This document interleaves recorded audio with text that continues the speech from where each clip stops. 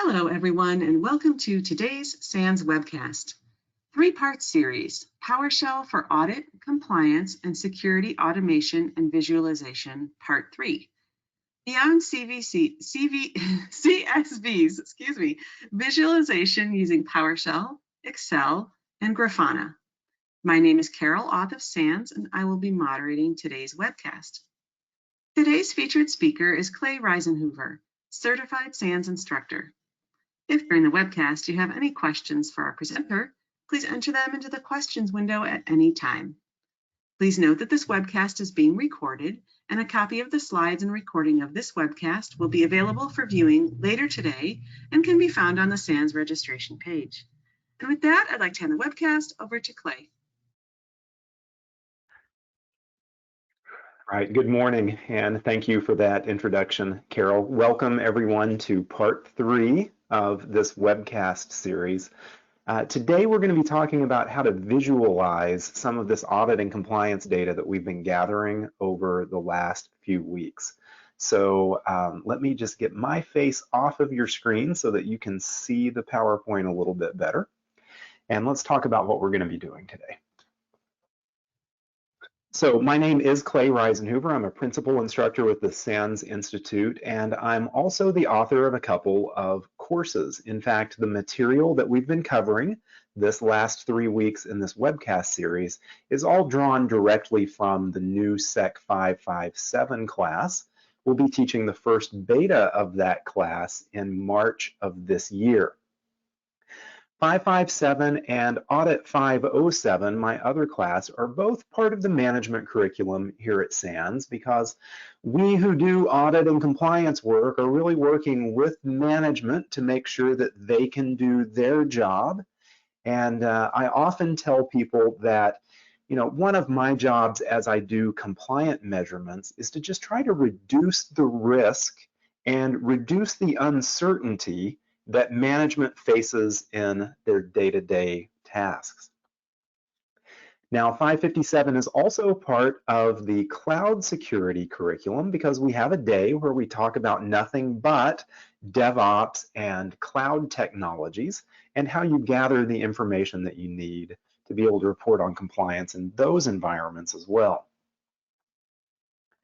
So this is part 3 out of a 3-part series. If you remember back a couple of weeks ago, if you attended that webinar, we did a brief introduction to PowerShell, where over the course of an hour, I ran about 200 PowerShell commands for you, just to show you what the language is able to do. And if you haven't seen that webcast, you can go back and look at that in the archives.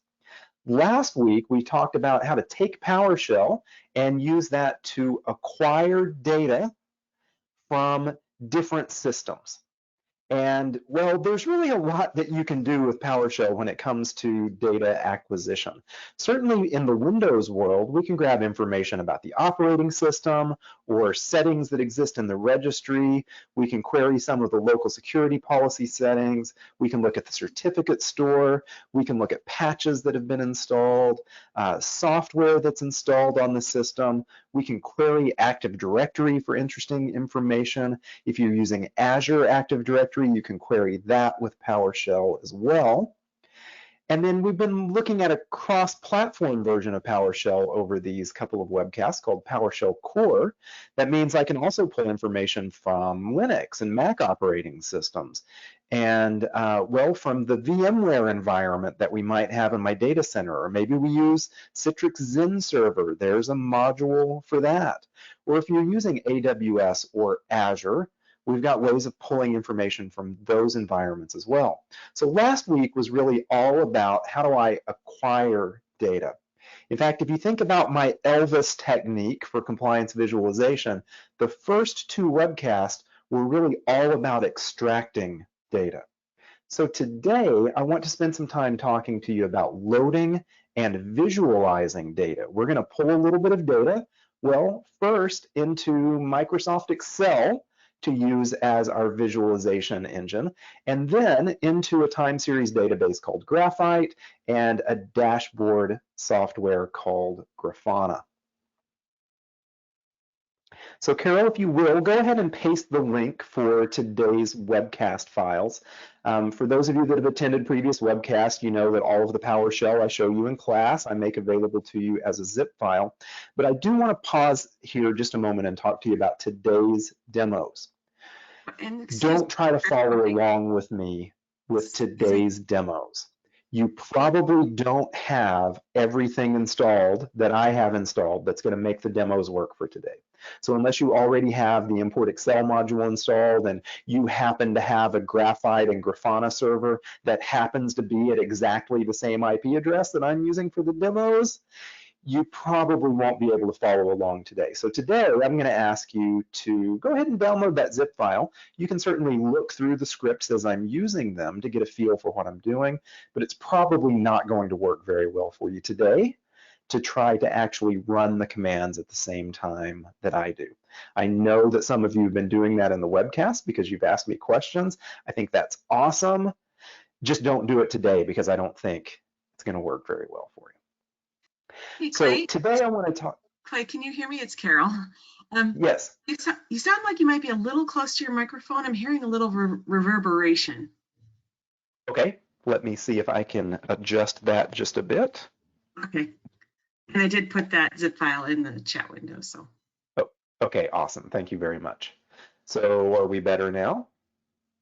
It sounds about the same.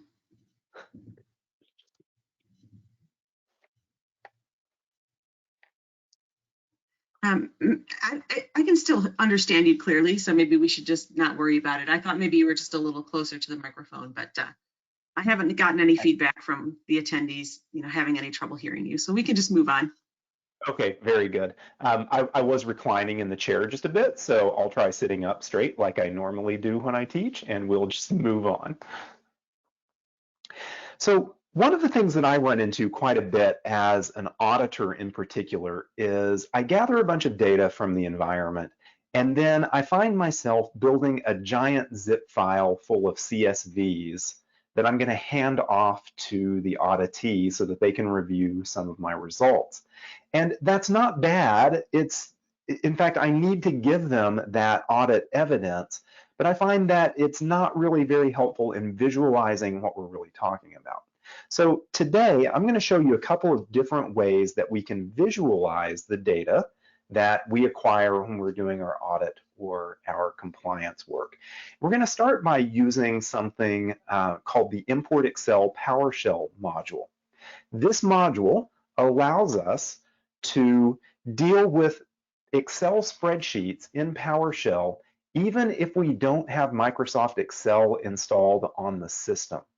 This was a real boon for me when I found it because I am a developer. I was trained as a software developer, and I've done some PowerShell over the years that interacts with Excel, and it was horrific. You had to use a COM object and sometimes hundreds of lines of PowerShell code to really get things to work correctly, and it just wasn't something that I found that most of my auditors could do. But with the advent of this ImportExcel module from Doug Fink, I found that we can very quickly use Excel as a way of not only inputting data, but also outputting data and visualizing it for the people that we're working with. If you want to use ImportExcel, then you need to install it. This one is a third-party module, so you would install it with the command install module ImportExcel, answer yes wherever you need to, and get that installed on your system. And then once you've got it, you've got the ability to really do anything that Excel can do, but now you can do it with PowerShell. So I could read a spreadsheet into a PowerShell object and then manipulate the data. Or I could build up an object in PowerShell in memory and then output that to a spreadsheet. And I can do everything I can do everything that Excel can do. So things like conditional formatting or creating pivot tables or pivot charts, those are all very easy for me to do now. So here are a few examples of that. The ImportExcel commandlet that comes with the ImportExcel module reads in a spreadsheet and gives me out an object. So on the right-hand side of my screen over here, I have got a spreadsheet that was given to me by the accountants, and it's got a list of all of the hardware devices that we have in inventory for this business unit.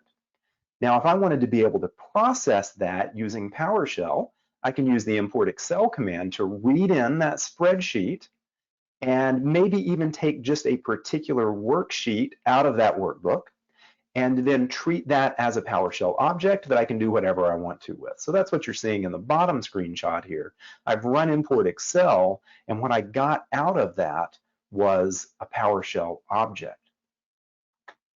Now, for using Excel for visualization, I'm going to go the other direction. I have a PowerShell object, like in this case, I've run the get service commandlet to find all of the services that are installed on my system, and I would like to output those as a spreadsheet. So really the first half of my command here, that's all just regular PowerShell. I'm just saying I would like to get the services on my system, and let's look at just the name, the start type, and the status. And then the export Excel command is actually pretty simple. Hey, I'd like to build a spreadsheet. Let's go ahead and auto size the columns so that I don't have to resize it. Let's turn on filtering so that I can use these little drop downs here to filter things by name or by start type or by status. And then the dash show option says, hey, why don't you just go ahead and load that spreadsheet for me as soon as you're finished building it so that I can take a look at it. And of course, I can do things like conditional formatting. Here, I'm going to say, look at column C, and anywhere that you see a status of running, let's go ahead and change that background color to green.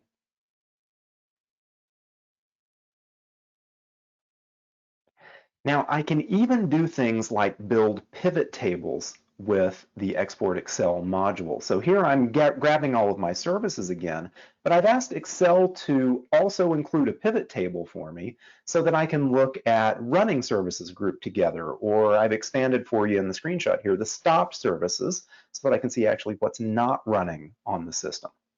And of course, we're going to do a demo of this today so that you can really see the way that you would put this together on a real test that you were doing.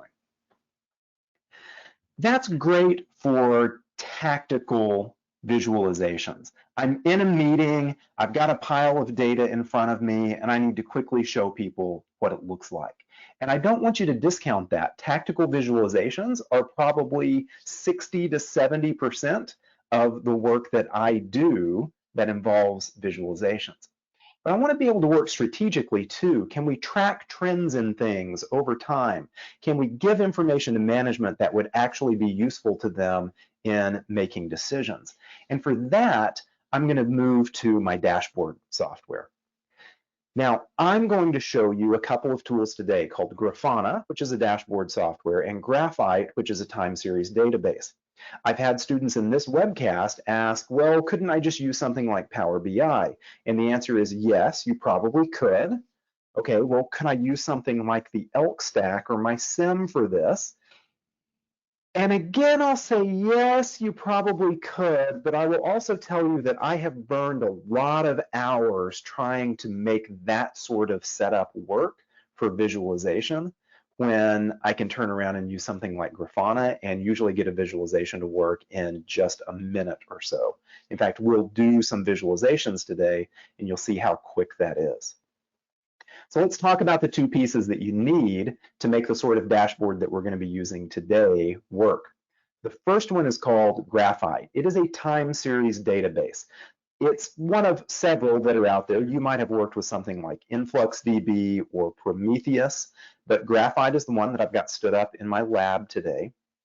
That term time series database actually means that this is a very simple database.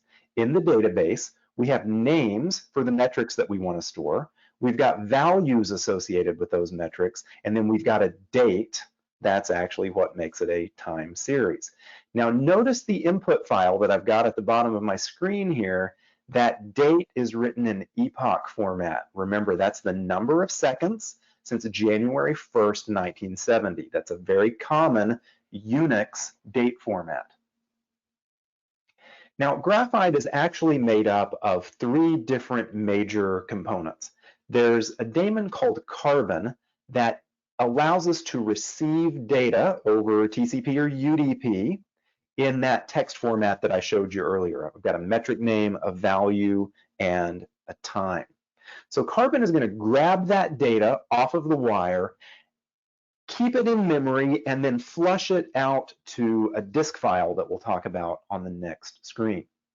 Graphite Web is the component that allows me to query Graphite and get data back out of it. So the full version of Graphite Web actually has its own dashboard built into it, but I'm going to be showing you only the API version of Graphite Web, which we can query from Grafana. And then Graphite's going to save that data into what's called a Whisper file on disk. So this is going to be a file-based database. And when I create a new Whisper file, I pre-allocate the entire file to save as much data as I have defined for that file. So here I've declared that I'm going to have a file in my Whisper database called patch. In fact, if I've got any metric that starts with the word patch, then I want to retain the data in that metric with daily values that I keep for 1 year. So that's what my 1D and 1Y mean right here. So Whisper now knows that it needs to allocate 1 year's worth of space on the disk, and then it's going to keep 1 metric per day in, well, in this case, my patch database. So out there on disk, it's going to create a file called CPU in a directory called server stats that has a directory called server1 inside it, using my example at the bottom. So to kind of put all of this together, I've got Graphite running, and a client here is going to send data into the Carbon engine, which will then write that data to a Whisper file. At some point, my consumer, like Grafana, is going to ask for some data to be fed into it, and that web app or that web API, let me get my arrow moving the right direction here, is going to read that from the Whisper file and then send it out to the dashboard software. Now, the dashboard software that we're going to use today is called Grafana. There's a free version of Grafana available, and that's what we're going to be using today. It works with a lot of different types of databases. So I can use time series databases like Graphite. I can use relational databases like MySQL or SQL Server. I can pull data from AWS CloudWatch and CloudTrail. I can pull data from the Azure Monitor service, and then I can display that multiple different ways. I can do statistics, I can do graphs, and I can do tables. And in fact, if time allows, I'll show you one of each of those today. So let's jump right into the demos. I would like to start with showing you how to do some tactical visualization. And we're going to go back to a problem that we've dealt with already in this webcast series. I want you to imagine that the organization has begun to do vulnerability scanning. In our case, they're using Nessus as their vulnerability scanner, and they've got a whole bunch of Nessus results that they would like to analyze. In fact, I'm going to run you back quickly through some of the work that we did in Webcast 2, trying to visualize some data from these Nessus scans. So you may remember, if you were on the webcast last week, that we had a giant pile of over 80 different CSVs that the administrators have dumped out of a series of Nessus scans that they've run in the organization. So we'll do the extract here. I'd like to just take a quick look at the CSVs and see if I can get this imported into my database relatively quickly. So I'm going to look at what the content looks like. Well, it's a normal looking CSV when I look at the first line, but Nessus has a little problem with the way that it generates CSVs. Sometimes it puts a line feed in the middle of a column. So everything I've got highlighted for you right there is actually a single column in my CSV file. That can be a little bit difficult for me when I'm doing my extract, but that's okay. It turns out that the import CSV function in PowerShell deals with this fairly well. So you can see I've got these multi-line columns like plugin output and description, but they at least seem to be getting pulled into a PowerShell object where I can use them. So I'm going to run through some of the normal analysis that I would do while I'm looking at a stack of CSV files like that. Usually I start by seeing which columns are available, and with a vulnerability scan, I'm interested in things like which host is this, what risk level is associated with the finding. Sometimes when I'm talking to administrators, I'll show them the See Also field, which gives them a few URLs that might be interesting when they're trying to remediate the problem. Often we'll look at things like the description and the solution as well. So if I look at one of these CSVs, I can see it's got about 4,000 different findings in it, and I've got 80 different CSVs in this file. So I'd like to figure out if I couldn't maybe reduce the number of findings a little bit just to make this easier to deal with. Well, if you've worked with Nessus, you know that it does a lot of informational output, and it scores the risk for those as none. And so I'm going to filter out those nones and look at just them. And I can see that of my 4,085 results, 4,044 of them in this file are actually scored as none, meaning I've got about 41 that are really interesting to me. So when we do our imports, we're going to ignore some of those none findings and just look at things that are categorized as low, medium, high, or critical vulnerabilities. So again, I've got 80 different CSV files here. I'm going to use a trick here to expand those file names to their full file paths so that I can pass that to the import CSV commandlet and let it import all of those results. Now, it looks like when I do this, I'm going to get about 29,000 results, and that's a lot to have to continually re-import as I do the demo. So I'm going to create a variable here called $D. That's just going to be the data that I have imported from this CSV. And now that I've got that in a variable, I can work with it much more quickly. I can see all 29,000 results got imported correctly. I can do things like, let's get a list of just the unique hosts that we're dealing with. None of this should surprise you because we've been doing this sort of thing in PowerShell in the last couple of webcasts. Looks like we've got about 1,000 different hosts that we've actually worked with in this set of scans.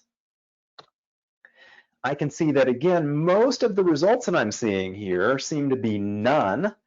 And in fact, if I group this by risk, I can see that about 24,000 of these are scored as none, and it's this other 4,000 or so that I'm actually interested in. So if I wanted to see just critical results, I could pull those out using where object.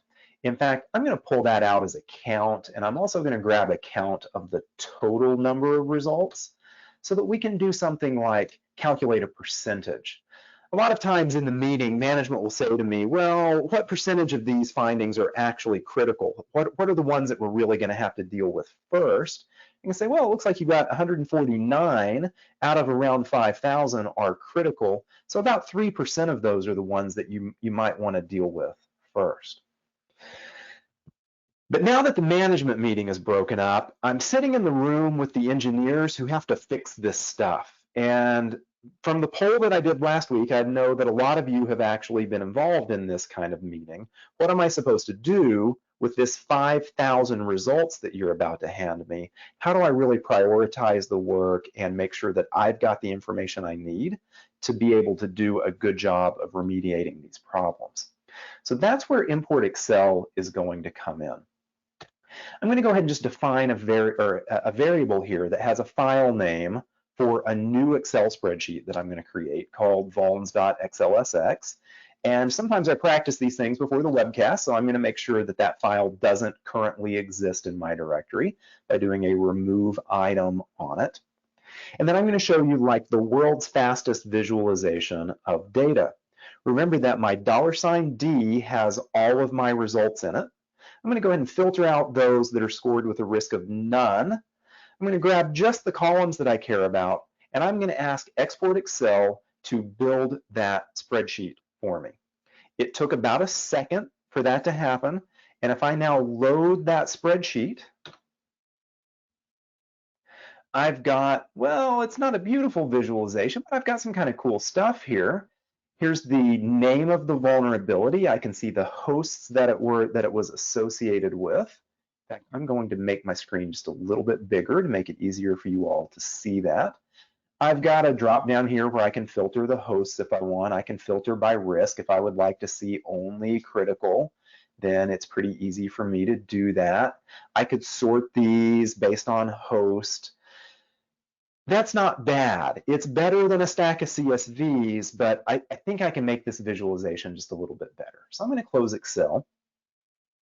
And let's try a little bit of conditional formatting. What if I wanted to take those critical vulnerabilities and color code them as red? Because I know everyone likes a nice stoplight chart where we do red, yellow, and green coloring inside our spreadsheet. So I'm going to create a variable here that has what's known as a conditional text format in it. I'm going to say wherever you see the word critical in column C, I would like you to do black text on a red background. Then I'm just going to rerun my export Excel command, but this time I'm going to actually apply that conditional format to it. So that creates a new spreadsheet for me. And when I open it this time, it'll look just like it did before. But now everywhere that I've got a critical vulnerability, that vulnerability is going to be color-coded in red. Well, heck, let's just go ahead and do a full stoplight chart here. Let's take anything that's scored as high and color code it orange, and let's take anything that's scored as medium and color code that as yellow, and rebuild our spreadsheet using all three of those formats. I can stack as many different conditional formats as I want onto the command. And now I end up with a spreadsheet where I've got kind of that normal stoplight chart that we often do for management. Okay, that's nice. It does allow me to draw my eye pretty quickly to the things that I'm most concerned with. But the administrator sitting in the room with me say, you know, what I really need is to be able to very quickly view all of the work that needs to be done on a particular server. If I log on to server 1 to remediate problems, I really need a spreadsheet that will show me all the stuff that needs to be remediated on server 1. Well, for those of you that use Excel very often, you know that the way I'm going to do that is with a pivot table. So I'm going to rerun my export Excel command, and this time I'm going to ask it to include a pivot table, which has the rows for host and name and solution and see also built into the pivot table. And I'm going to call that my risk pivot table. When that spreadsheet builds, I open it, and again, I'll zoom in just a bit for you. I've actually got a new tab or a new workbook in here called Sheet 1 Pivot Table. And let's zoom in just a bit. What's happened is I've now got a pivot table broken down by host where I can see exactly the findings for each host and what I would need to do to fix that. So I see that I've got an invalid certificate on this host. I would need to generate an appropriate certificate. And it looks like there is a Microsoft Exchange information disclosure, and oh joy, I'm not actually able to fix that because it turns out that that's just something that's built into the Exchange server. But I can very quickly see exactly what would need to be done by host. Well, then one of the administrators pops up and says, you know, that's great, Clay. Thank you for doing that. But sometimes I just want to fix all of the certificate issues on all of the servers where it exists. So I'm going to take your pivot table, and instead of grouping it by host, I want you to group it by name because that's really a lot more useful to me. So I would like to see every web server that has trace and track turned on so that I can go turn that off on each of those servers. So thanks for your pivot table, but I really wish that you would have included a pivot table that would have gone by vulnerability instead of by host. So we'll say, you know, that makes sense. In fact, why don't I just give you both? So over the next several lines, I'm going to rebuild that spreadsheet we just did. I'm going to put my conditional formatting back in it. So there's my critical, high, and medium formatting. And then I'm going to do a little bit of a trick. That export Excel command isn't capable of taking two pivot tables on the same command line, but it does allow me to use something known as a pass-through object. So I'm going to create a new variable here called Excel. Get it? Kind of sounds like Excel. I'm going to create this new variable here, and I'm going to save my spreadsheet into that variable in memory. I'm not really going to put it to disk yet. I'm just going to create it in that variable in memory, and I'm going to apply all of my conditional formatting to it. Then I'm going to declare my first pivot table. I'm going to call this one by host, and we're going to pivot on that host column. Then I'm going to declare a second pivot table. I'm going to call it by vuln, and I'm going to pivot it on the name of the vulnerability and then by host. And now I can actually apply both of those pivot tables to that Excel spreadsheet that I built earlier. So I'm going to apply the first one and then the second one. And when I apply the second one, I'm going to ask it to go ahead and launch the spreadsheet for me. I've got my color coding back. I've now got my pivot table by host, where I can look at things by the individual host, or I can use my by vuln pivot table and actually look at things by the vulnerabilities that have been found. So in the meeting, this makes it much easier for me to talk about the work that needs to be done with these administrators. I've actually done this in meetings before. In fact, I've got a client that now runs this little bit of PowerShell every night, and they build that spreadsheet so that the administrators can come in and look at the work that needs to be done today, and they've got it already grouped by risk and by host.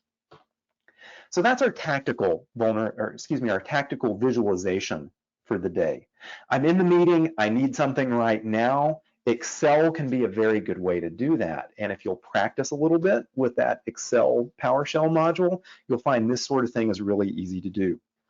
In fact, I'll make a note for you right here. Doug Fink, the author of the module, has done some pretty good little 5-minute YouTube videos on how to do exactly the sorts of things that we just did in this demo. But now I want to move you to strategic visualization. I want to talk about how do we really track these things long term.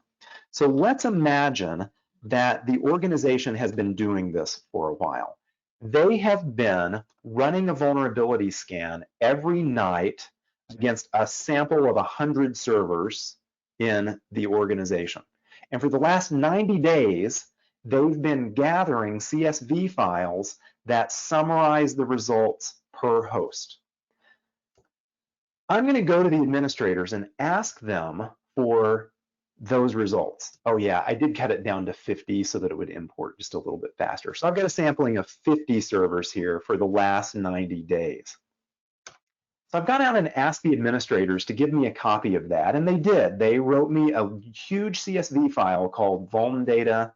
So if I take a look in that CSV file, I can see that what they've done is starting back last October, they process their results by server and by vulnerability every day.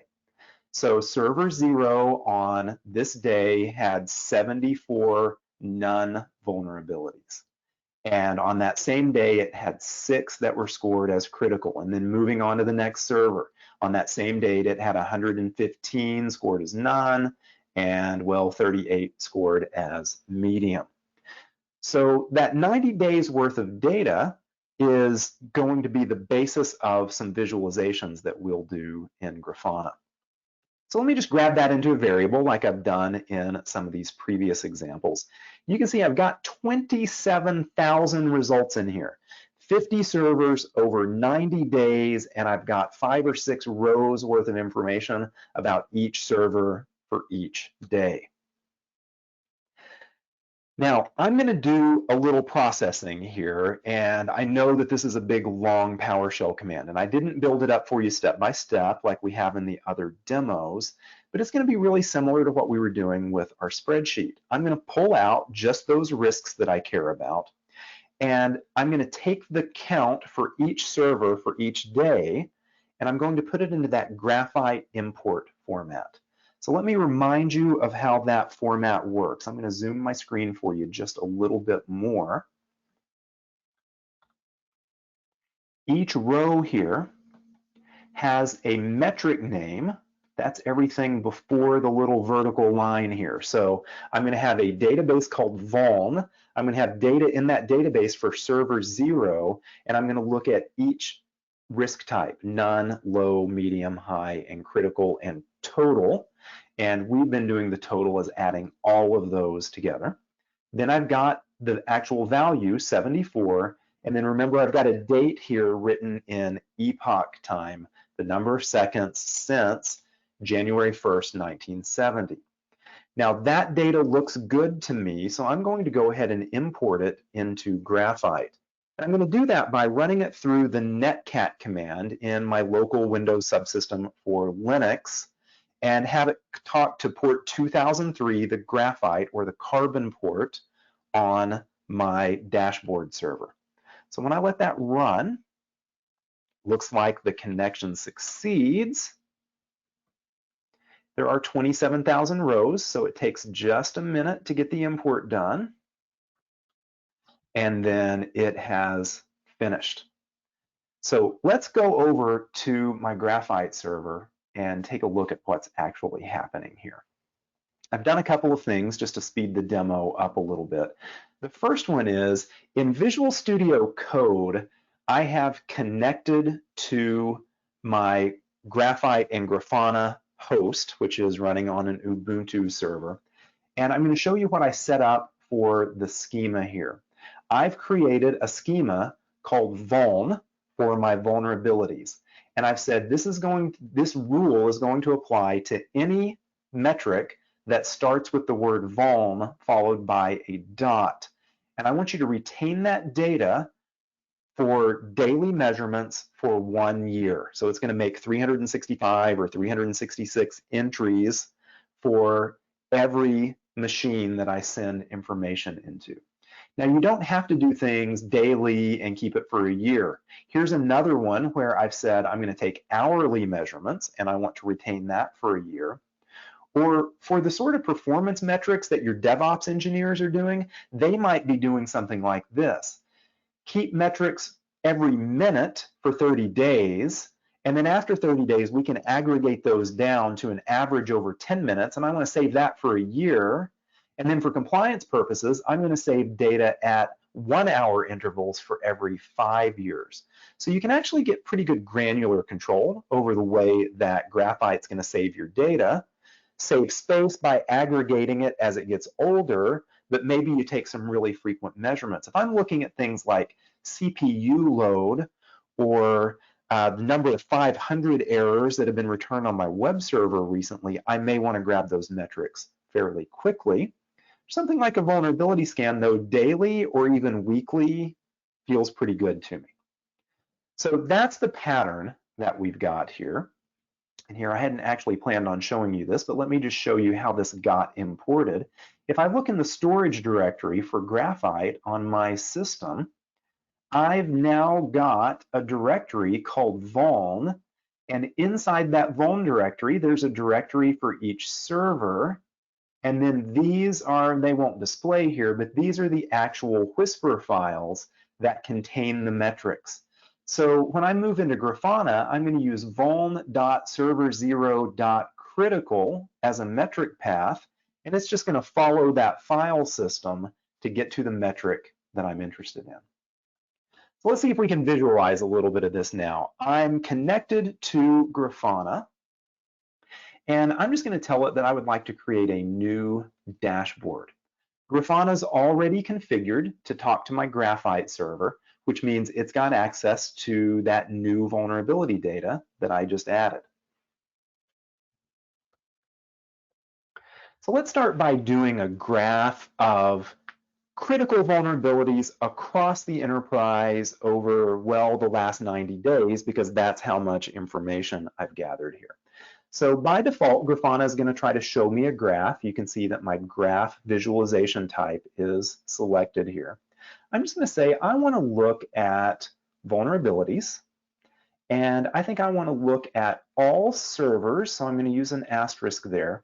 And let's take a look at just critical vulnerabilities. Okay, well, that's interesting. My legend changed here, but I don't seem to have any data showing yet. Well, there's a reason for that. I'm only showing the last 6 hours right now, and we haven't done a scan in the last 6 hours. So let me bump this out to 90 days. Wow, I've got a whole bunch of graphs here. What Grafana is trying to do is to graph critical vulnerabilities for each server over the last 90 days. Well, that's a little bit difficult for me to take a look at. So I'm going to ask it instead to just add up all of the vulnerabilities across all of the hosts for each day. So I'm going to use a function here called SumSeries. Let's see if I can make that just a little bit bigger to make it easier to see. And when I apply SumSeries, now it's showing me the total number of critical vulnerabilities in my organization for each day over the last 90 days. And if I'm a manager looking at this, I get very happy because I can see that 3 months ago we had, well, 288 critical vulnerabilities in the organization. And as of today, we're showing 17. But man, that's worse than yesterday when there were only 3.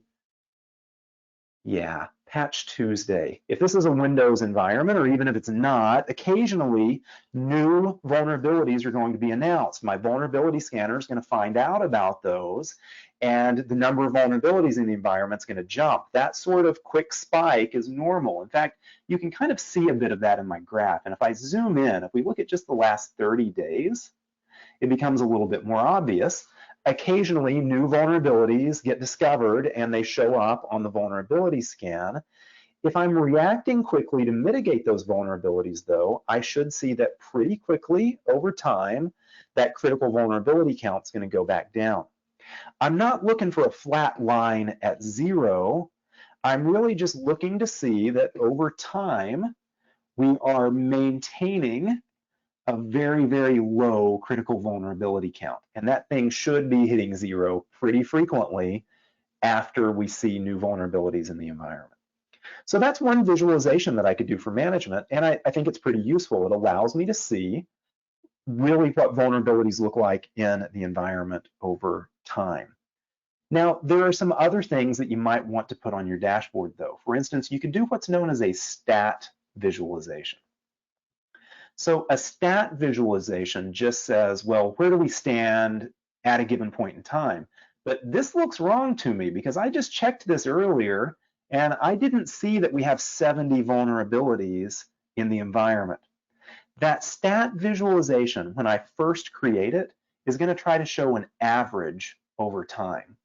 So I want to change that. I'm going to go down to the display settings in Grafana and say, don't show me the arithmetic mean. Instead, I would like you to show me the last non-null value that I've got in my database. So this is going to show me the last time that we ran a vuln scan, which just because of the way I imported the data today was yesterday. Yesterday's vulnerability scan results showed 17 critical vulnerabilities in the environment.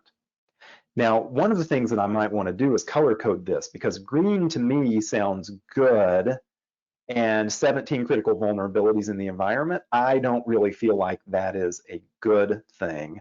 And so we'll look on the next visualization at how we can use thresholds for actually changing the color coding. So let me do one more visualization with you and show you how you might want to do things like color coding, and then we'll take a few minutes to answer some questions.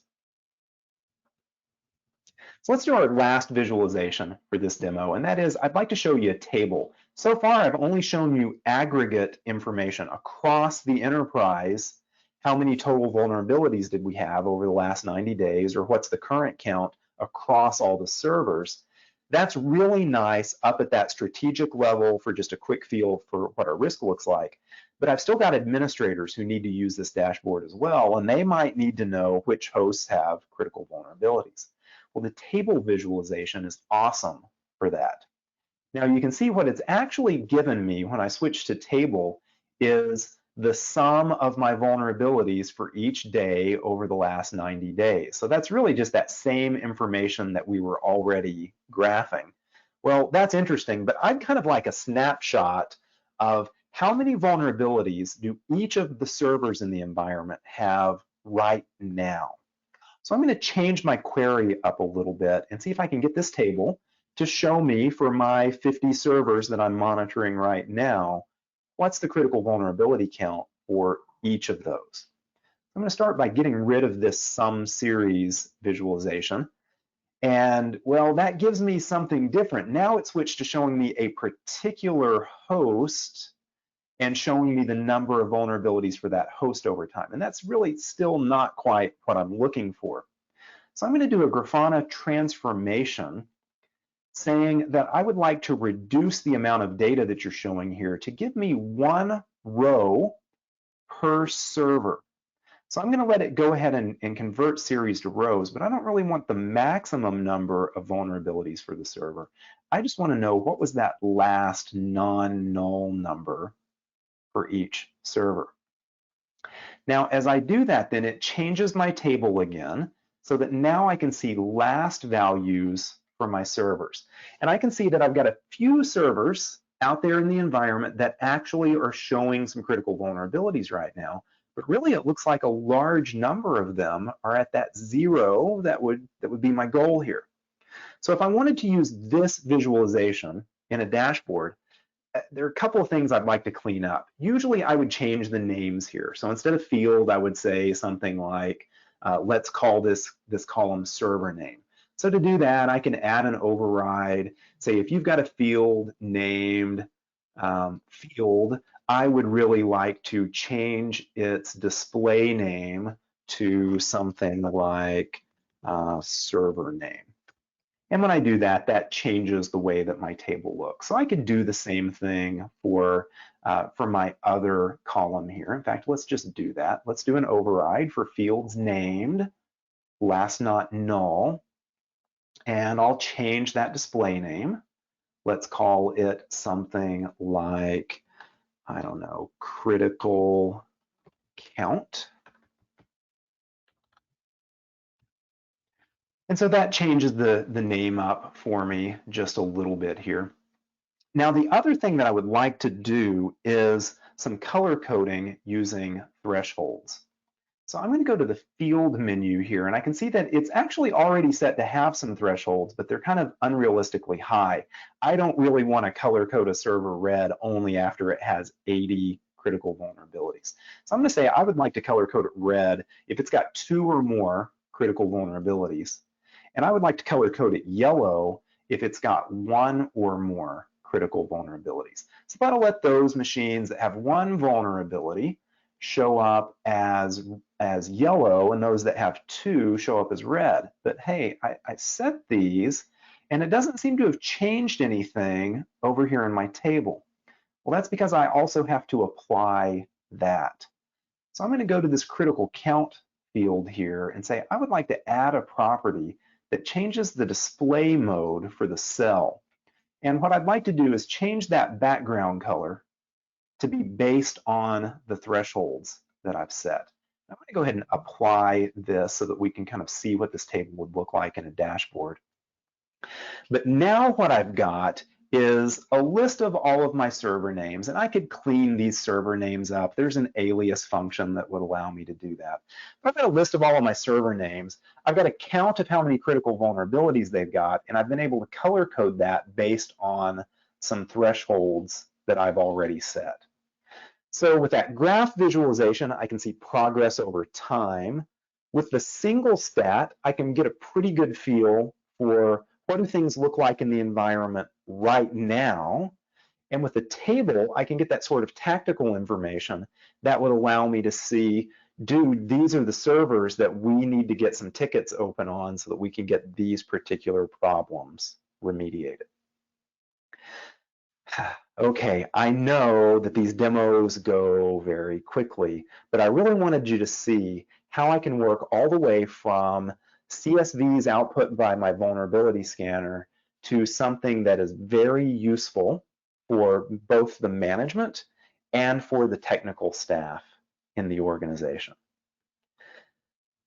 So with that, let me take you back to the PowerPoint and just say, hey, there are a couple of other resources here. We've got a blog post that I put up last week over using Pester for doing testing. I'll be getting another one posted here in just the next day or two over some other extractions that we can do. And I would be remiss if I didn't point out that this class that all this information is based on is coming up for beta starting the 2nd of March of this year. And last I checked, we just had a few slots left in the class. If you're interested in that, this might be a good time to start thinking about signing up. And with that shameless plug, I will say, do you guys have any questions? So Carol, I know that you've been monitoring questions for me diligently during the webcast. Looks like we've got a few minutes here that we can try to cover a few. All right, thanks, Clay, for that great presentation. The first question asks, is it possible to see critical vulnerabilities that have been on a host for more than 30 days for compliance checks? So you can do that. You would need to take it from the source data. So I would go back to that original CSV from 30 days ago and look at, let me show you some of the things that you have available in there. So let's get out of this guy. If I were to do something like a get content on my Nessus folder, let's just grab any of those results. One of the things that I've got here is the plugin ID, and you'll also get some CVE scoring information here, or a CVE number. So you can see not all of these are going to show it, but that CVE number is a pretty good indicator of a particular vulnerability. And so I could look back for that CVE number in my 90 days ago CSVs, and if it still exists on a server, then it would have exceeded that. So yes, it would take a little math, but I could absolutely do that if I'm capturing those CVEs.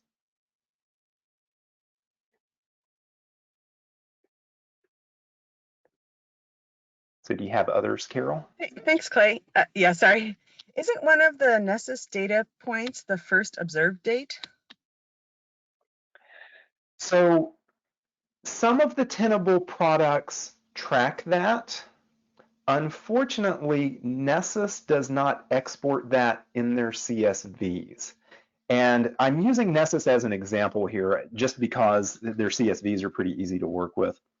I will tell you that they have made a real change in their products over the last 2 or 3 years to really try to push us towards using Security Center and Tenable.io rather than like Nessus Professional. And that's one of the things that you can't now do with Nessus Professional is export that, that first observed date. So yes, a lot of your products will allow you to do that. You're probably going to be looking at Tenable.sc or something like the Qualys Cloud Scanner. If you're using one of those, you can absolutely pull that kind of information. But unfortunately, the Nessus Professional that I used here doesn't provide that to me. All right, thanks, Clay. Without CSV files, can we have direct data aggregation to Grafana from a database? Or let's see, it says, or an API call? Yes, in fact, that's really what Grafana is built to do, is to make that sort of API call. So Grafana, this is the community edition that I'm using here, and I'm just going to toss that dashboard that I built. Grafana has a number of data sources that it supports out of the box. So that's going to be things like Prometheus and Graphite and Influx that are TSDBs, but it can also pull from things like Loki and Elasticsearch and directly from relational databases. There's a lot of cloud logging that it's able to pull information from. And then if you want to start paying money for Grafana, you can import information from a lot of other places. So worst case, if the API exists, you would write a script that would query the API and then write it into your time series database. But best case, there's probably already a connector for whatever you need on the Grafana plugins page.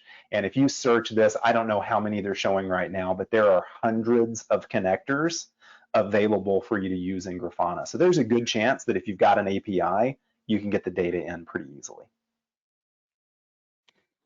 All right, thanks. This first one came in right at the very beginning of the webcast. It says, "Hi Clay, for the scripts you had shared with us last week, would a user need to be part of the domain admin group to run any scripts that pull information for other endpoints outside of their own device?" So that may be a good question to end with because it'll take just a minute to describe. That's one of those "it depends" kind of answers. For some things, like gathering hotfix information, I really just need a user that has permissions to make a remote PowerShell connection to a system, and that's it. For some of the things that you're going to query, you will absolutely need administrative access.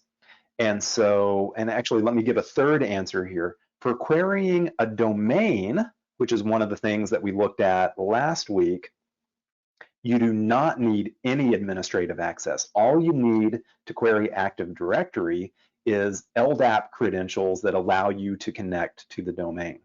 So we usually create some service accounts to deal with this sort of problem. We'll make one service account that we call LDAP user, usually, that all that they are is an Active Directory user. They're not a member of any groups at all, and they're going to be able to make those Active Directory queries. And then for making privileged queries against our servers and our workstations, we'll create a different service account, put it in a restricted Active Directory group that we use a group policy then to make it a local administrator on our systems, and we'll execute our queries with that. In fact, this is one of those, I feel like I need to look you in the eye while I'm giving you this answer. So there's some risk in that. You're creating a user that's a local administrator on your systems. And the truth is you probably already have that user in the domain.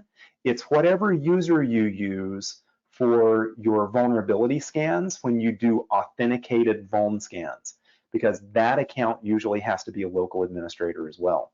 So what I usually do is ask if we can use that account for the PowerShell scripts that we use to gather data.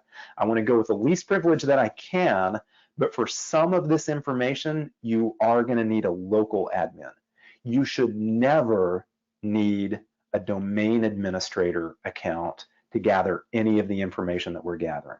So don't go, play the wild card of just make this user a domain admin, a schema admin, and an enterprise admin so that they're able to pull all of the information they need.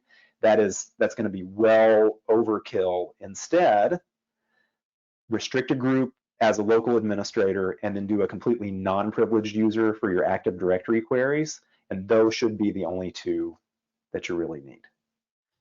And that brings us pretty close to time to end. So Carol, if you've got one more that looks pretty quick, we can do that. And if not, I'll just say thanks to everyone.